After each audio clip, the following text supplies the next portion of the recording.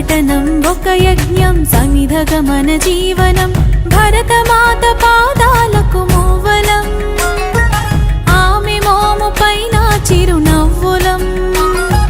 భరతమాత పాదాలకు మూవలం